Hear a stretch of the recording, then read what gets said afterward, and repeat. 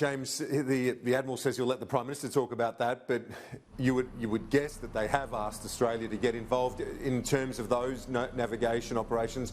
Would that inflame it? Would that inflame tensions? I mean, obviously we're not the big power that the United States is. Look, the US has been asking Australia for a number of years to join their patrols and to do more of our own patrols, so it's not a surprise. Whether that happened on this visit, in that conversation with the Prime Minister, obviously he wouldn't tell you or us that, but the idea is to have as much of a coalition as possible conducting these operations. Australia does freedom of navigation operations on our own. There's been discussion about some of the European naval powers getting involved, UK and France and others. One of the big blows to freedom of navigation operations in the South China Sea particularly will be this decision by the Philippines this week to cancel the visiting forces agreement that the US has there. That's going to be very disruptive to the ability of the US Navy to conduct operations in and around that area and support freedom of navigation operations in the South China Sea.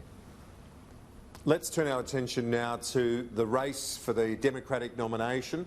Bernie Sanders had a good result in New Hampshire, but Pete Buttigieg continues to have the momentum, and he's got the most delegates after the first two rounds. Look, Bernie Sanders, I think his biggest achievement has been the number of amazing bands he's been able to get to come and endorse him. The Strokes, Vampire Weekend, it's a pretty good playlist. But look, he had a strong showing there. You'd expect him to. Elizabeth Warren didn't have such a strong showing, and interestingly, as a few people have pointed out, the moderate candidates in the primary combined had a higher vote than Bernie Sanders, which is interesting. Joe Biden, again, a very poor showing, very concerning for his campaign. People are just not engaging, and it'll be fascinating to see what South Carolina looks like for him. But we're seeing young people flock to Bernie Sanders. That split in the Democratic Party between the moderates and the socialists. And Alessandro Ocasio-Cortez was up there again campaigning this week, supporting Bernie Sanders, calling for nothing short of a revolution to get rid of Donald Trump. Yeah, that's interesting. I mean, that obviously gets some of the base fired up, but Sanders, the key question is, can he tack back enough to the middle in order to win in November? He's been described as the Corbyn of this election race.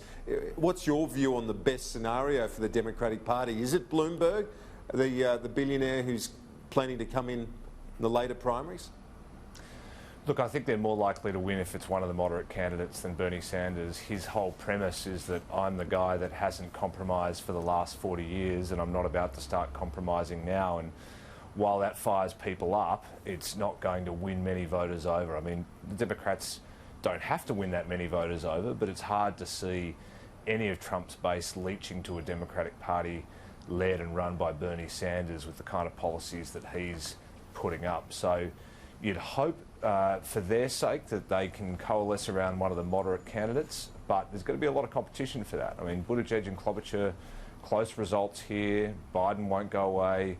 We still don't know how Bloomberg's going to go when he comes into the primaries next month, although, you know, some of the early tracking polls with his name on it are looking pretty strong indeed. If you look at, as I mentioned earlier, the delegates, Buttigieg has 22 so far, Sanders 21, Biden only 6. So you said Biden won't go away, but if he doesn't perform well in South Carolina in the upcoming primaries where he's hoping to have support of the black vote particularly, his campaign won't last much longer, will it? That's right. And, you know, I mean, if you think about it, if you're a donor coming to the Biden campaign, what's the pitch? He doesn't have momentum. He's looking tired. He's sounding old. He's dragging a lot of baggage with him. Trump's got the lines ready to go, polished and sharpened and ready to throw at him. So what actually does Biden have going for him? And his ads that have come out in the last week, really not great. They make him look more defensive than anything else, attacking Pete Buttigieg for, you know, not having done much with his life, comparing Biden's record on putting the Iran deal together with Buttigieg's effort to build a new sidewalk in South Bend. I think that actually makes Biden look worse than it does Buttigieg. And finally, we should look at Donald Trump and how he's flying at the moment off the back of his acquittal I thought it was a really strong State of the Union, but he's really, as I say, where if you're looking for momentum, he's got it. Yep, and he's using it.